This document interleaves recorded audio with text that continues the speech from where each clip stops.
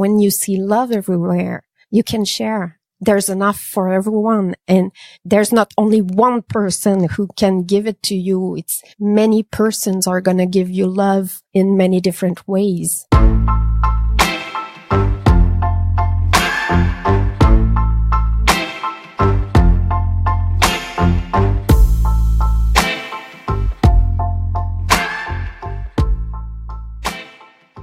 Hey, lovebirds. Today, we are scratching the surface of polyamory. But more specifically, we're going to be focusing on this concept called compersion. Compersion is a relatively new term meaning the ability to derive pleasure from seeing your partner be happy with another person. It can also be described as the opposite to jealousy, and it is a very, very important concept in polyamory because instead of being jealous that your partner is engaging in whatever way with another person, you can derive happiness from it. So everybody wins. And my guest today is Montreal blogger, writer, and expert on compersion, Marie-Claude L'Archer, who wrote the book Compersion, Polyamory Beyond Jealousy. And don't worry, if you're not polyamorous, this really has the power to transform your monogamous relationships. She has been getting request after request to expand the scope of her work to include monogamous couples. So there is really something here for everybody. My name is Sean Galanos, and this is The Love Drive.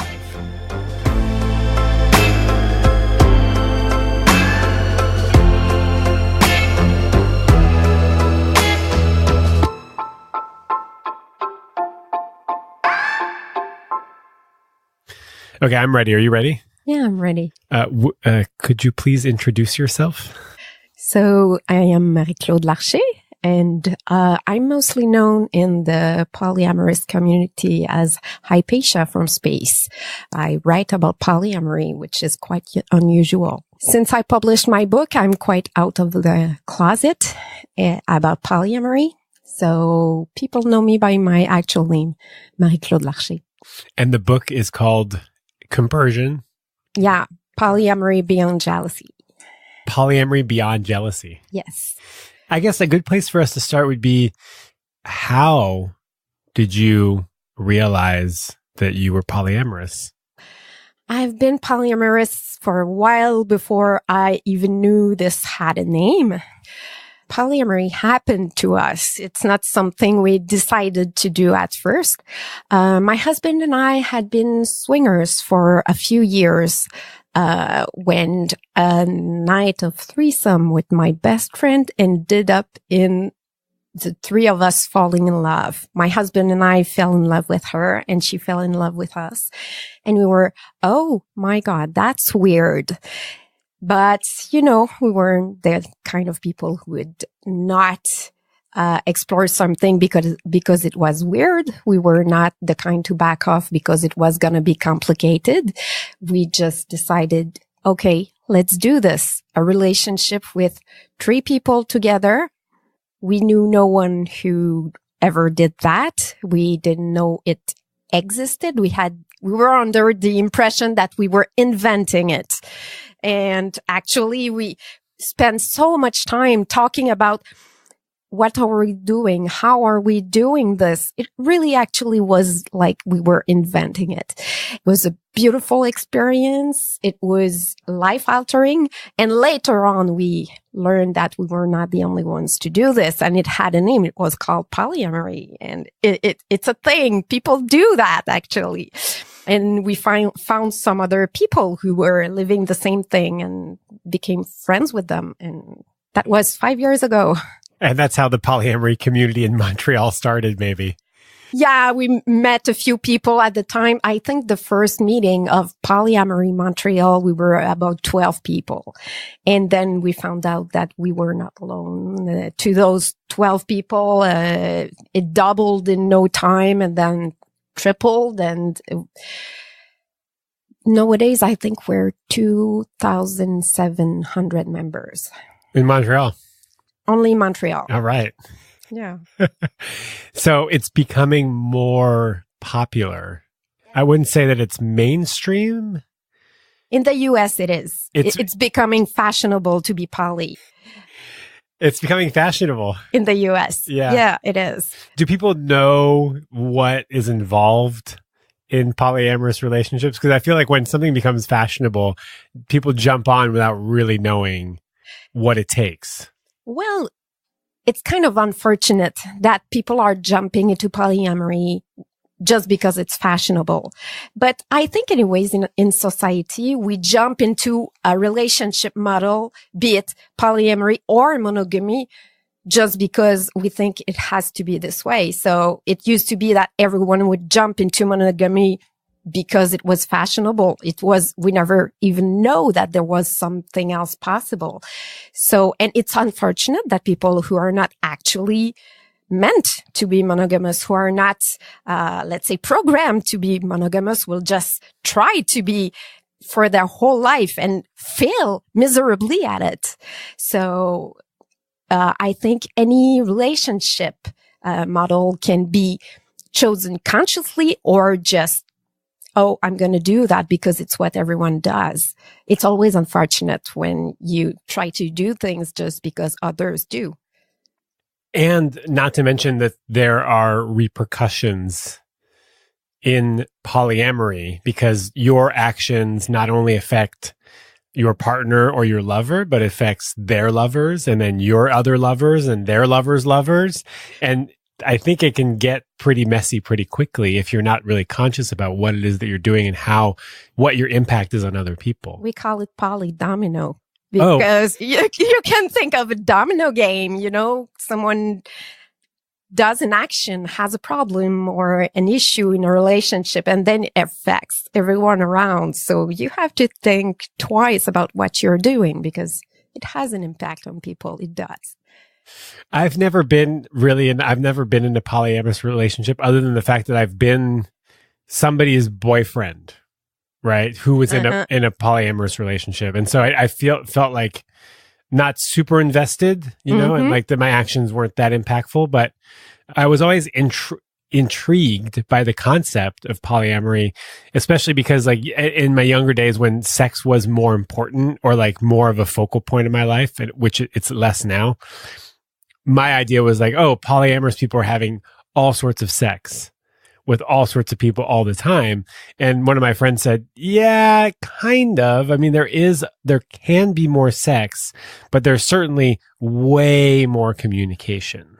Yes, absolutely. I mean, communication is key to every type of relationship. But of course, if you've got more partners, then you've got to communicate more.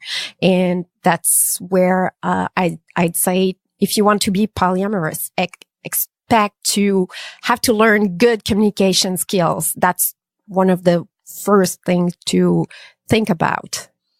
Yeah. You have to be able to express what it is that you want, what your needs are, how you're feeling in a way that's respectful and takes into account other people's feelings. Absolutely. Oof. You're already good at this. Yeah, I know, but I have some sort of intimacy issues which prevent me from really getting close to some people. That's sort of how I feel, but it's like le cordonnier mal chaussé, Uh-huh. Well, it's funny because some people think that polyamory is just one way to escape intimacy. You have many partners and none of them is really important. And I sure hope that this is not true for most polyamorists. For myself, I wanted to get into many relationships because when I'm invested in one, it makes me so happy that I still have room for more intimacy, more connection, more, getting to know someone, more being vulnerable too, which is the scary part. Polyamory is not that way to escape, intimate relationship for sure. I've heard people say that. Yeah. Oh, multiple relationships is a way for you to really not deepen the one relationship that you already have. It shouldn't be. And it's very funny that you make me think of that because my daughter who grew up with poly parents.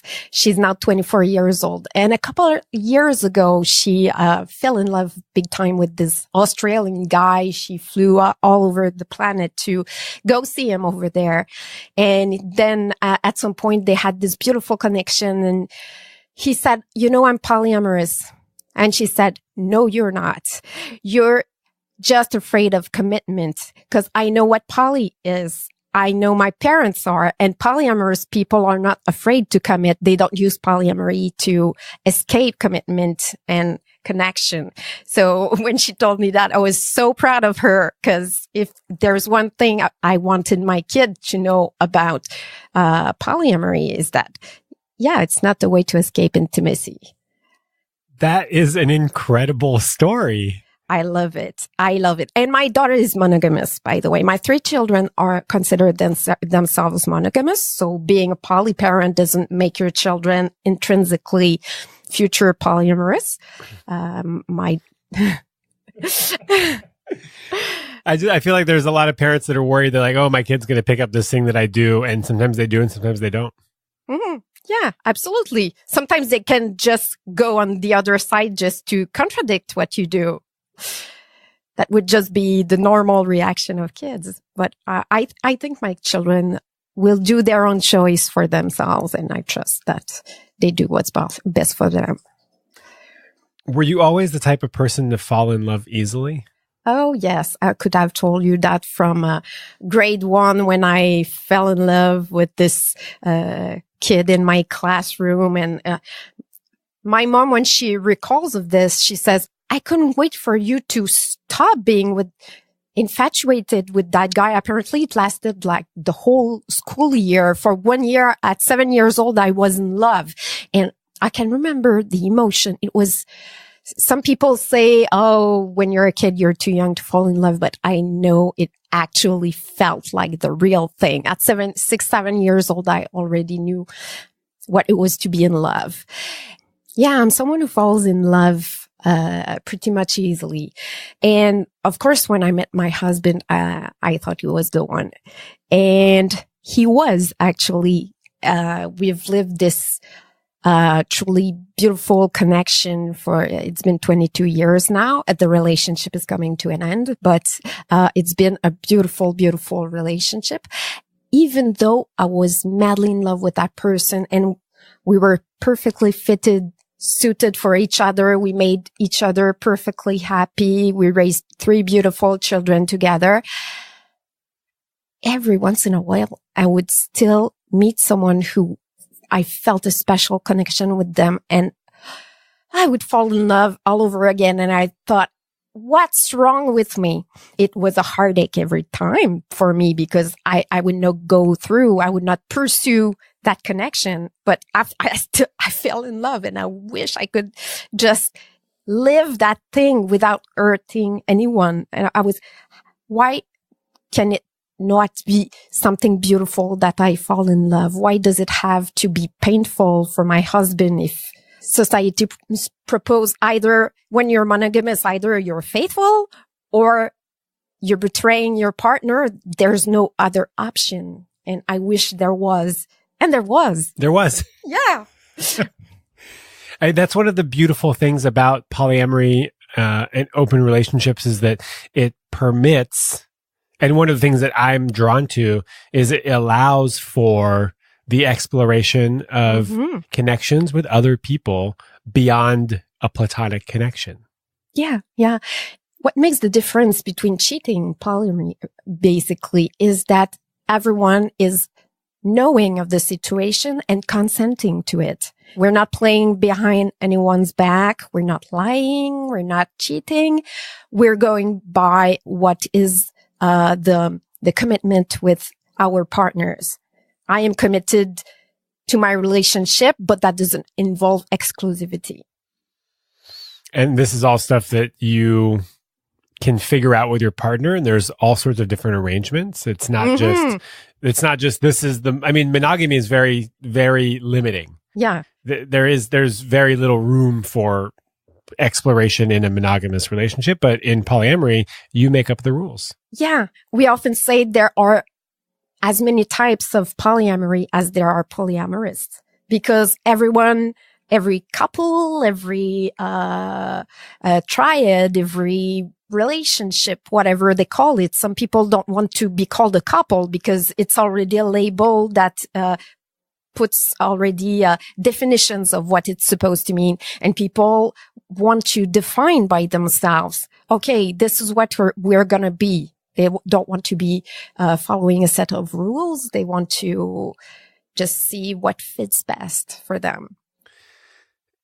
So when you first opened up your relationship, was it challenging for you to see? I'm assuming that your partner was also maybe dating or seeing other people or getting involved in other relationships. At first, it was, as I said, just my husband and I and our girlfriend. So, and this wasn't the moment where it was the most challenging, I would say. After that relationship, my husband and I, we figured out that we wanted to keep doing this, but not together, separately. We would not be a triad anymore. So he started dating people on his side and I started dating people on my side. And with those new partners with whom I didn't have strong foundations, security, many years of relationship to show me that, oh, this thing is working and it's gonna last and we can make this work. I was much more insecure and that's when it became challenging. You know, with the new partners, I was not so compersive. I was not so happy for my partner. Yeah, that's when I discovered how bad jealousy could go. I get the impression that insecurity is really dangerous for any sort of relationship. Oh, I think so. I think a good relationship with another person begins with a good relationship with yourself. If you don't love yourself first, if you don't see yourself as a lovable human being, then how can you be in a good relationship, healthy relationship? You're just going to be always like grasping to the other person to give you the love that you don't give yourself. Right. So it's the same in monogamy or polyamory in that regard. It doesn't matter. Yeah, it doesn't matter. It's interesting. One of the things that I hear people say about polyamory is that there's a higher chance that my partner will leave me if they're dating other people. And I feel like there's always a chance that your partner will leave you, whether they're dating other people or not. I don't actually think that dating other people makes it more likely that they'll leave you if they can date other people while they're with you. If they want to be with you, then they have to be with you. I heard someone say that being replaced cannot be a thing because we're all so unique that if someone likes your own particular flavor, they have to. That person compared himself to a Big Mac and said, if you want a Big Mac, you cannot go buy a Whopper and say it's the same thing. Both are hamburgers, but. I mean, if they want a Whopper, they're going to go get a Whopper. Yeah. You mentioned earlier this word compersion, that like in your earlier relationships, you were a little insecure and you didn't have compersion. Mm-hmm. And that's why we're talking today, right? Because compersion is sort of, I'm going to try to describe it. You tell me if I'm right. The ability to derive pleasure from seeing your partner be happy with another person. Yes, absolutely. That's how I define it. Great. I did my homework. I was also at your workshop on compersion, so I love the concept. I mean, it's like more love. Yeah, it's unfortunate that the word was invented so recently. I think it's a word that was invented in the 90s. Isn't it sad that there was not a word to say that I have pleasure for your pleasure. I'm happy of your happiness. It's a word that was totally missing in the language. And I don't think it only applies to polyamory. It applies to everything. If you get a new job and you're so happy about that, then I can be happy for you. So it applies to so many things. There's a question on OkCupid, the dating site. And it says, is jealousy healthy or not in a relationship? And my answer has always been yes, but it depends what you do with it. Absolutely. I don't think that the presence of jealousy means that there's something wrong or that it's negative. Sometimes it lets you know that, you're attached to somebody. Jealousy is an emotion. Every emotion can be healthy or unhealthy. It depends what you do with it. And of course, in polyamory, jealousy shows up a lot. And in the beginning, I would say it, like you mentioned, it informs you of a lot of things. And of course, at the beginning, you're not used to seeing a partner being in love with someone else or just being interested, showing interest. Like when I was monogamous, my husband would never turn his head on looking at another woman on the street. That was a no. We didn't do that. Yeah, we were quite strict about those things. So we had to learn, oh, he's looking at her. She's beautiful, isn't she? Okay. And then I'm reacting. I felt jealous or I didn't. But, those emotions inform you. Maybe at first it was informing me that when I see a beautiful woman, I start comparing myself. And then I had to learn that she can be beautiful and I can be beautiful. There is enough beauty in the world for everyone to be beautiful. So she's not threatening. I can find her beautiful too. And it's something to be celebrated, not something to feel bad about. And so you learn things over time about your jealousy and it starts to dissolve. But there will always remain certain specific points, and we call them triggers, that will be more sensitive. But when you know yourself enough and when you know your partners, your relationship enough, then you can deal with that in such a positive way. It's a signal that becomes useful rather than just freaking out for everything. What's an example of how to deal with that in a positive way? Communication, of course, saying, hey, I feel really insecure these days. Would you mind show me being more expressive of your love for me? Or I see you're very enthusiastic about this new person. Would you mind telling me what you like in me?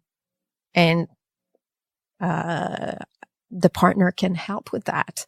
Or sometimes it's just, I would find that for me, my physical health will have an impact on how I deal with insecurity when I'm well rested, when I do exercise, when it's the summer and I'm happy, then compersion is so much more easy. When it's the end of the winter, I'm sick and I have no energy, then I feel like shit. I'm gonna be insecure. What I'm sort of hearing is you could say something like, hey, I noticed that you're really happy about this person and ideally I would like to be happy for you as well, but I'm also feeling a little insecure. Yeah. Could you reassure me that you're still in love with me? Yeah. Tell me what you love about me, and then maybe we can talk about what you love about her also. Yeah. And that's when you see that, he loves her because she's funny, and he loves me because I'm intellectual, and he loves the other one because she's whatever. And then you realize that different person are like different flavors or like different colors. You're not even competing with people. You're just being your own thing. So that's very reassuring. If we're talking about compersion, I sort of imagine that this might be a difficult concept for people to grasp. How do you generate enthusiasm and joy at seeing your partner be with another person or falling for another person or crushing on somebody else? Well, strangely, when I talk to people about it, there's hardly anyone who cannot tell of a moment where they felt it.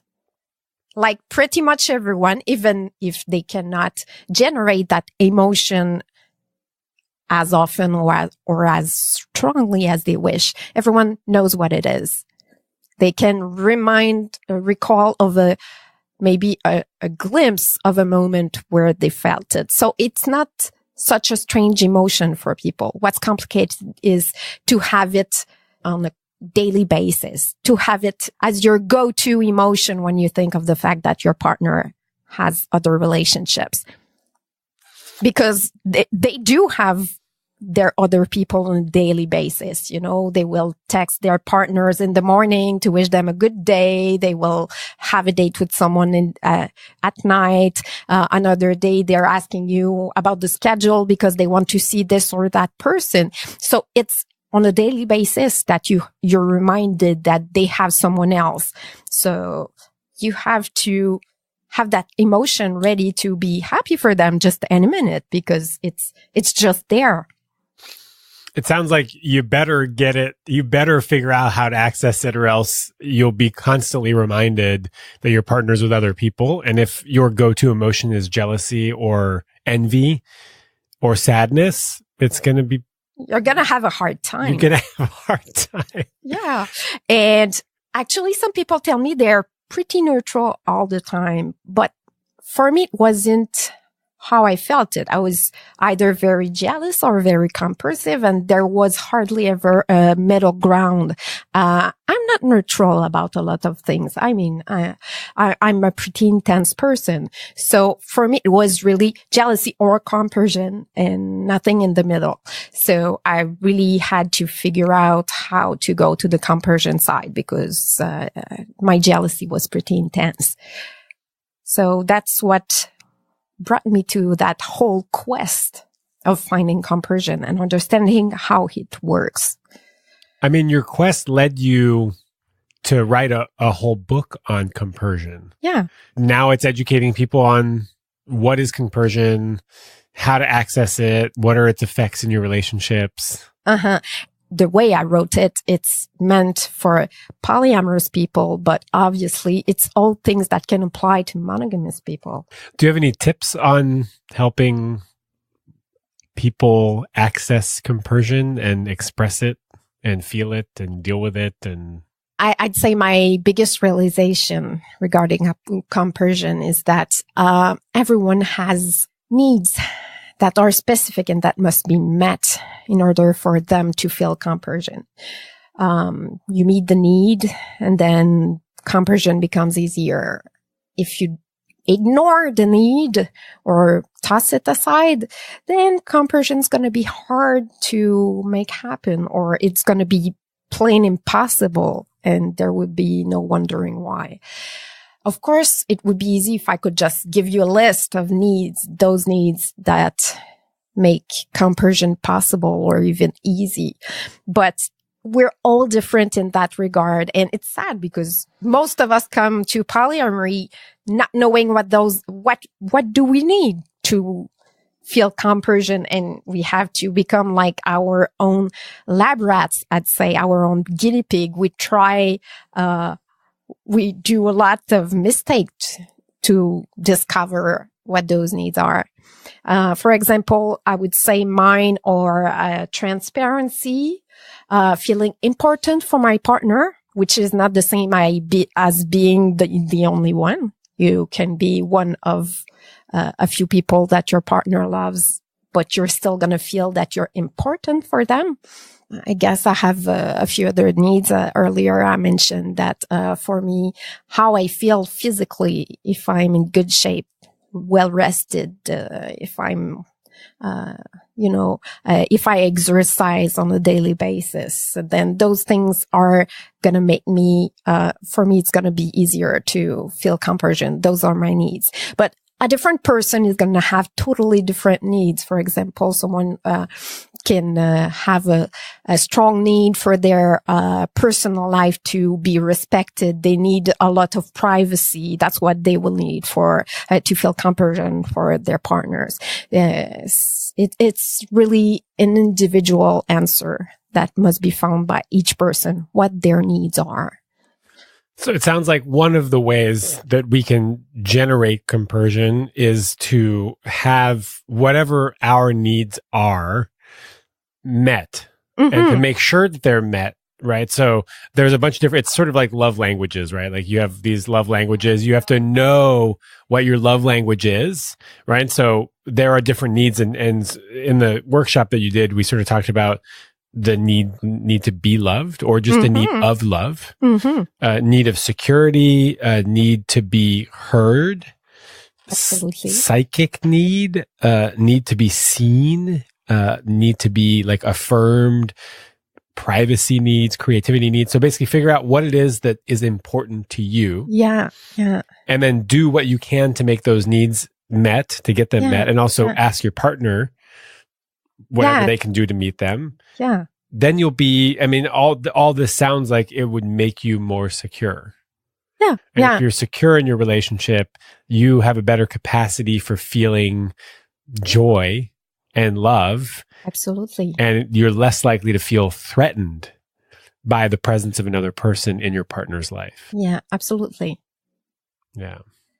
And is it that different from monogamy? I mean, a monogamous relationship is going to work if whatever needs you have. So it's a lot about needs being met.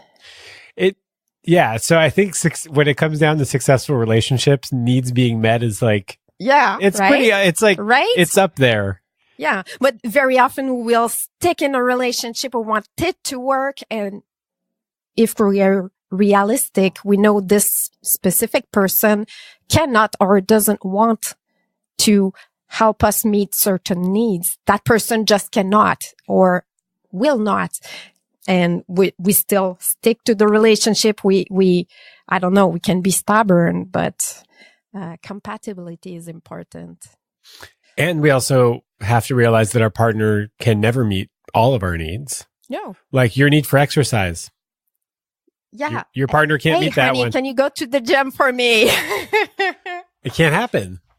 So we have to lean on our partners. We also have to learn to figure out what it is that we need, how to get them met, who can meet them, which can I meet. Yeah. And the beauty of polyamory is that you now have access to people in your life that can also help you meet your needs. Yeah.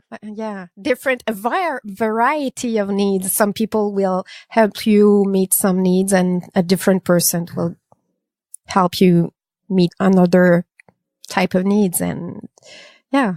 I mean, I'm just thinking, obviously, sexually, if I have some needs to be really kinky, but my current partner is not into it, and then I could find someone who is. Yeah. And they can be more than happy to say, oh, honey, I'm so happy you found someone to do that weird thing that you love.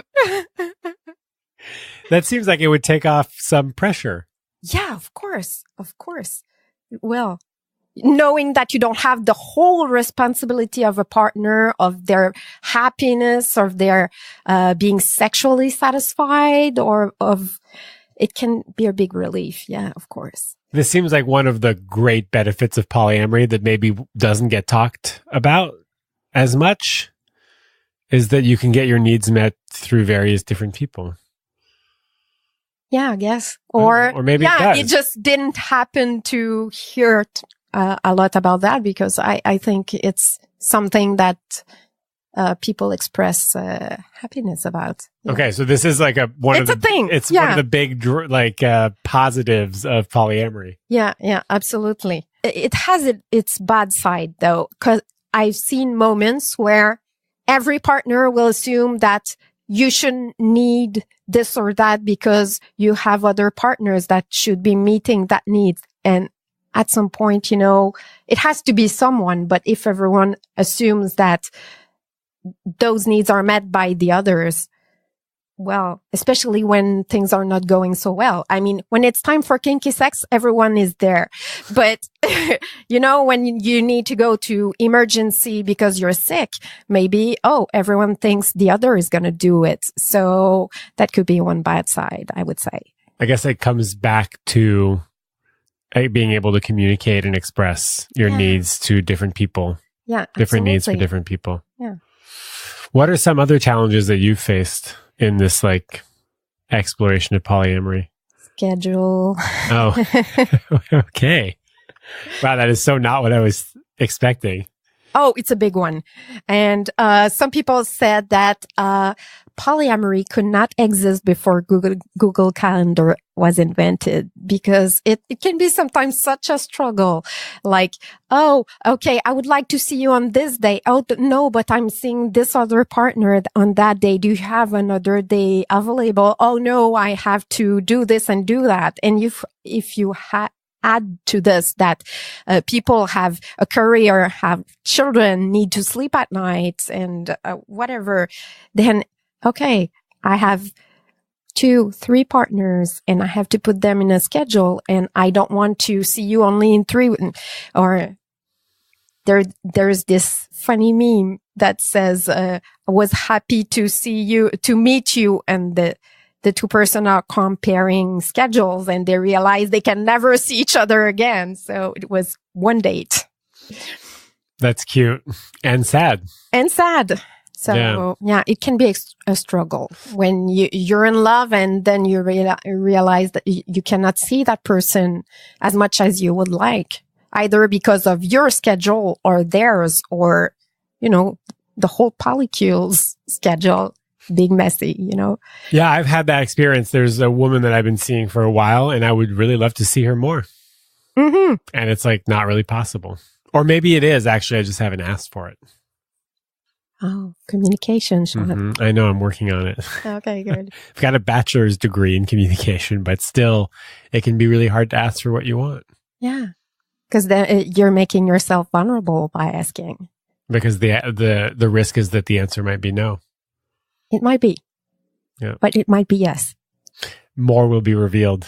Yeah. If you have the courage to ask. Mm-hmm. The only thing that we haven't really touched on is the scarcity mentality. Mm-hmm.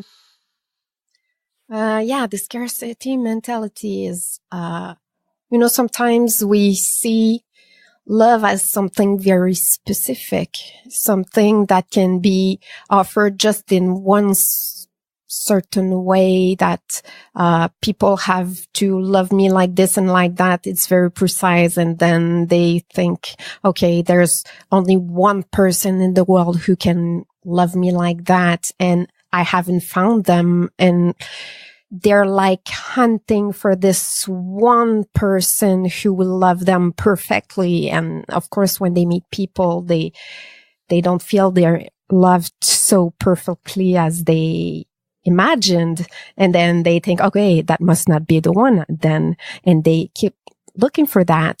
And with that mindset, love is something rare, something that, and when you find it, of course, you're not going to share it with anyone. You're going to keep it just to yourself, and you're going to be afraid of whatever could spoil it, or anyone who will look at your special person, because you're afraid they're going to leave with them. But when you think with the perspective that love is everywhere, and love is plenty in the world, and love comes in many shapes, many ways, many flavors. And then sometimes it's a friendship, sometimes it's a sexual encounter, sometimes it's going to be just a conversation, sometimes it's just going to be a hug with a friend, and sometimes it's going to be passionate love, sometimes it's going to be a relationship that's going to last your whole life, sometimes it's going to be a friend whom you're not going to see for years, but when you see them again, it's like you saw them 5 minutes, because you just start a conversation and it's like no time was between the two of you. And love seen this way is plenty. It's everywhere. It's when you go in the subway to go to work, when a stranger looks in your eyes and you just see in their eyes that they're fellow human beings, and for 1 second they send you love with their gaze. When you see love like that, you don't have to keep it like you're gonna lose it and there's not enough and I cannot share it. When you see love everywhere, you can share. there's enough for everyone. And there's not only one person who can give it to you. It's many persons are going to give you love in many different ways. And now and tomorrow and next week and next month, there's plenty. And that makes you less afraid of losing what you have. You don't have to hide it from others. You can share. That helps with compersion, I would say. The abundance mentality of love. Yeah, absolutely. Abundance. Love is abundant. Yeah. It's either scarcity or abundance. And like, pick one. Which one do you want to believe in? Yeah. Because it's all in our heads. We look at the world with some glasses, and then it's going to make us interpret what we see, what we experience. I had a girlfriend a long time ago, and she was a free spirit. Mm-hmm. And she had said, "Hey, why don't we try, having an open relationship?" And I said, "No fucking way." And I like kind of strangled that relationship.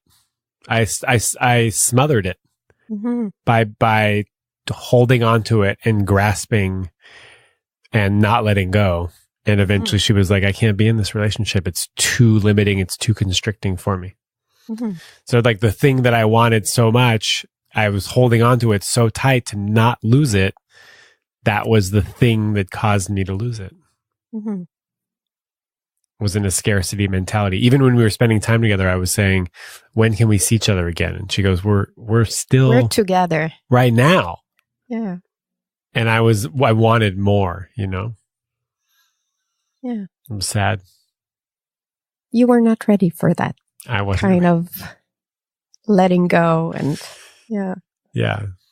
Yeah. And grasping causes a lot of suffering. We talked about that earlier before we started the podcast, but grasping causes suffering because in all areas, I mean, everything we have, we can lose every moment, be it our health, the people we love, or a job, or whatever. Everything we have can disappear, and we cannot grasp at things and keep them. I mean, power is an illusion. We don't have that power over things. Impermanence. Yeah. The Buddhists figured this out a long time ago. Yeah. Everything is temporary. I'm not good about Buddhism, but yeah, apparently they figured out those things. Yeah, I think so. Everything is temporary. Mm-hmm. Even relationships. Yeah. The thing that we want to be the most secure can also not be secure at all. Yeah, absolutely. We all change. We all evolve. So a relationship that exists now might not exist tomorrow. And it doesn't mean that it was a failure. It's just nothing is permanent. Yeah. Mm. It changed forms. Yeah. Marianne Williamson likes to say that in her book, A Return to Love. She's, by the way, a Democratic candidate for the presidential election. Wow. Yeah. Oh. And she wrote a book called A Return to Love, which is a huge difference from like who's currently in office to who could potentially be in office. Wow. I know. I love that. What a future it would be. Yeah, I'm excited. I'm excited about the future. Mm-hmm. I am too. I'm an optimist. But the future doesn't exist. Yeah. We're not living in the present if we're living in the future. But I think it's okay to hope for it. Yeah. We just don't have to live there. Mm-hmm. You were just talking about all the different ways in which a relationship can progress mm-hmm. or turn into, or this new person that you meet, like what it could be. Mm-hmm. I've been in monogamous relationships where I have met somebody and it was electric. Mm-hmm. And immediately the thought is like, oh, this is maybe somebody that I could date or be with romantically, but mm-hmm. that I have to cut that off immediately because that's not part of the agreement that I have with my partner. Mm-hmm. Mm-hmm. And then it's like, okay, well, the whole thing falls apart because there can't be an exploration because maybe this person is just like somebody that I have a huge crush on, and we inspire each other creatively, and we spend time together, but it's not sexual. But somebody in a monogamous relationship, that partner could feel threatened about that kind of engagement. Yeah. And I get the impression that in polyamory, like, you can go explore that, and you can be honest with your partner about this person, and there's a liberty, a freedom to see what can I create with this other person. Yeah. And it's the beauty of the thing. You don't have to know what you want things to become from the beginning. You can just go and see, as you called it, it's an exploration. And maybe after seeing a person 2 or 3 times, well, at first it was a big crush, and then you realize that, oh, maybe there's not as much as I thought behind this. And, oh, well, it was good that I could explore this. And now I know it wasn't big. Or sometimes it was big, and it's amazing that it can become as big as it wants. And maybe that person's going to be big part of your life. Maybe you're going to have children with them. You don't know. So it can go in any direction. But of course, we have lots of crushes. We see a person and it inspires something, but we don't necessarily know what it is. And it doesn't have to be a lifetime commitment, or it can be friendship, or it can be some particular sexual experience, or it can be so many things. And it's good to just explore that. Could be a cuddle buddy. A cuddle buddy, of course. Yeah, polyamorous are big on cuddling. I think people in general would like to be big on cuddling. Yeah.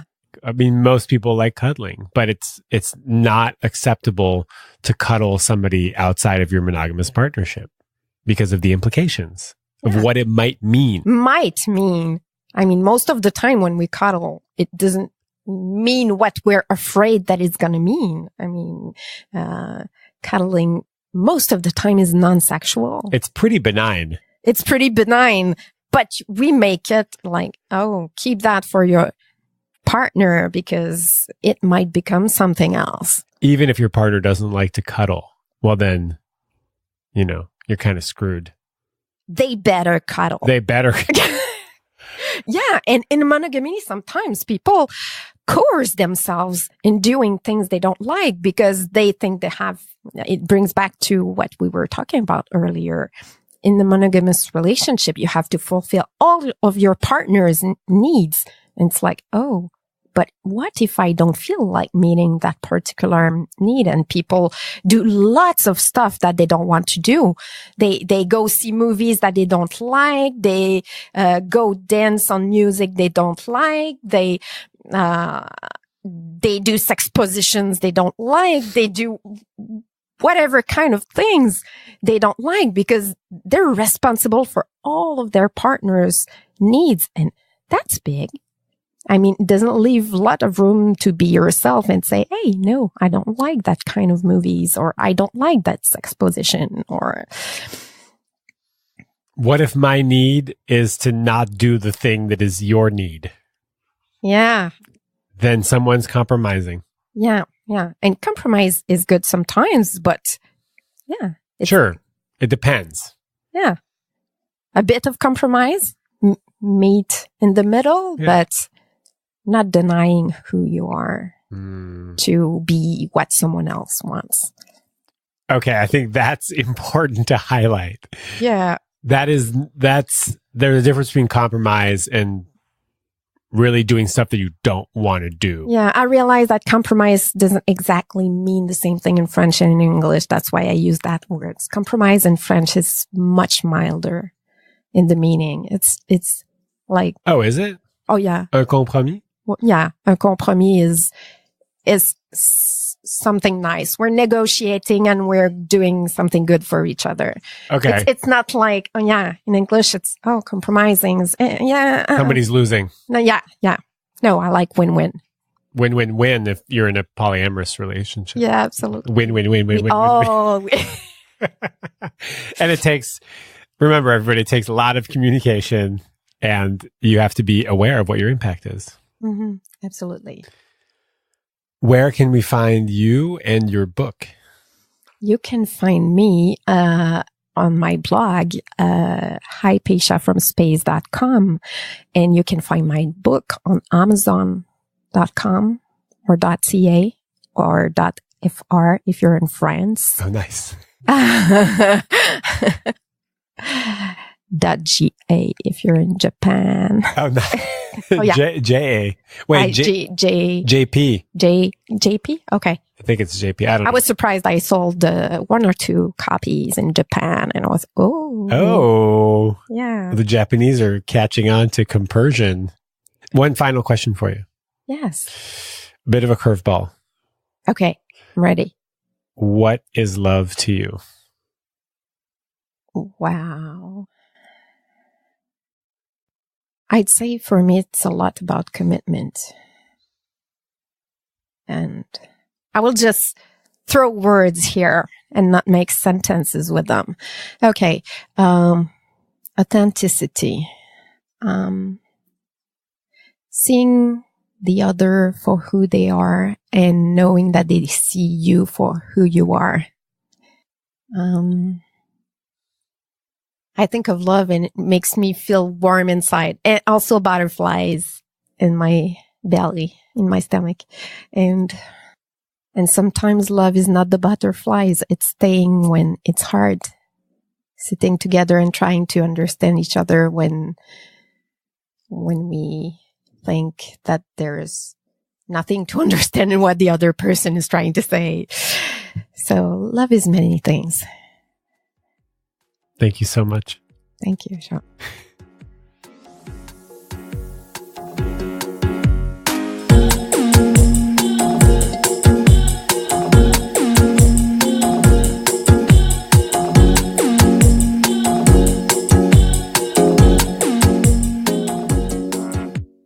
All right, lovebirds, I have said it before and I will say it again. Thank you for listening. It really means a lot to me. I was just thinking about putting everybody that's ever listened to an episode of The Love Drive in one place. And that's a lot of people. And that's fucking rad. Anyways, I just wanted to let you know that I just finished up a week-long coaching intensive in addition to some of the other coaching training and education that I have. And it was transformational. I got dropped into a master's program at Concordia University to sit in and participate on this freaking transformational way of coaching. And I am super pumped to add this and include this in my work. And I want to let you know that for June, I have 3 spots for coaching. So if you are not where you want to be and you are struggling, or you have a vision of the future, a future you that is more loving, that has the type of relationships that you want to have, that has the emotional intimacy required to be a loving and connected person, and you want to work on that, and you want someone to keep you accountable, to help you move your shit forward, and to help you identify some of the obstacles and limiting behaviors that you've probably used for a long time to help keep you safe, but that kind of keeps you back a little bit, then contact me. Send me an email, sean@thelovedrive.com, or send me a private message on Instagram @thelovedrive, and let's work together. Let's get on the phone, first of all, 30 minutes to see if this is a good fit. I would be honored to help you become a more loving, amazing, kick-ass person. And I want everyone to have a great week. Let's do this.